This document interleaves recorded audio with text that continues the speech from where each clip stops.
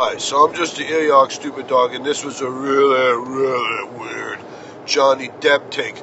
Johnny Depp was pilot in this spacecraft from moon to moon and from whatever planetary system to planetary system within the galaxy. But he had an old, not really an old rickety craft. He had a really nice craft. It was on the cheaper side of a craft. It wasn't very roomy. You always had to worry about stopping the gas up. It had a little bit of a fuel tank. You know, he was always trying to coast out there in the cosmos to save on mileage and get to where he had to go. But in this really weirdo Johnny Depp movie, Johnny, he'd stop at a way station, fuel up his spacecraft, he'd get provisions. He loved crapping at the way stations because crapping in his little spacecraft was torture. Whatever, you don't want to know about it. I mean, it stunk the whole place up for 3 hours. I mean, you couldn't ventilate it, right? You're in space. You just have to breathe in the crap molecules and process them through your own lung tissue. Think about that over and over time. Whatever. It's all right. Don't worry about it. Anyways, Johnny would get started from the way station, and his computer would tell him the directions and do all the stuff, but it wouldn't tell him nothing about it. See, just like in the old days when they had Siri, Johnny Depp's computer, I think her name was Cheryl. And Cheryl, her thing was to come on, warm up the spaceship, could tell Johnny everything's going to be okay. They'd tell him everything she's doing so she could pilot the spacecraft. Johnny takes over piloting once they de-embark. When they leave a way station, Cheryl backs him out. I think he called her Sherry for short. When Sherry backs him out, everything Sherry sets the destination, then the man takes over the pilot duties. But when they leave the way station in the movie, she doesn't come right on, and he's befuddled. He can't figure out how to make Sherry come on.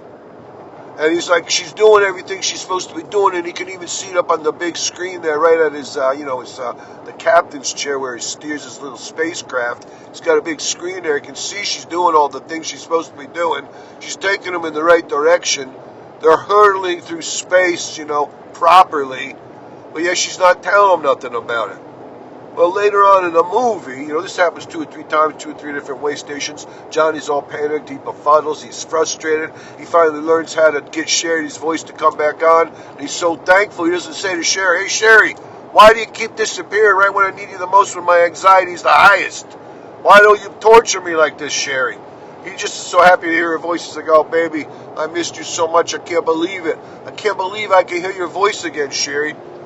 Well, anyways, they're hurtling through the cosmos, and it's been a while. So finally, he finally figures out how to get Sherry to come back on. Sometimes she just come back on by herself.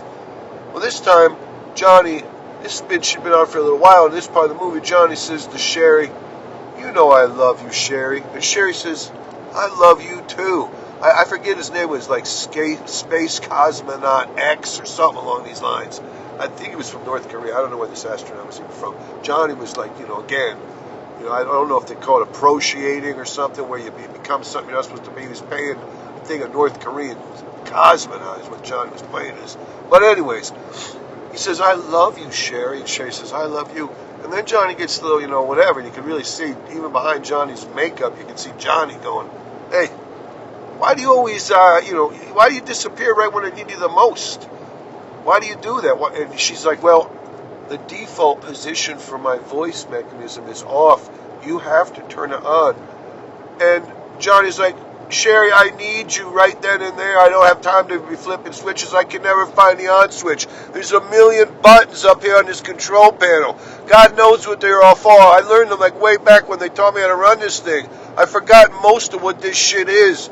Sherry, you think I'm going to find the audio button for your voice somewheres on this dashboard? This control panel? This maze of buttons and switches? Sherry, you're a computer. You just do it. Sherry, just do the default beyond that way. You know I love you. You know I need you. You know I can't make it without you, Sherry. Please, just always be there when I need you the most. I mean, you make me turn you on." Oh, Sherry, whatever. It's all right.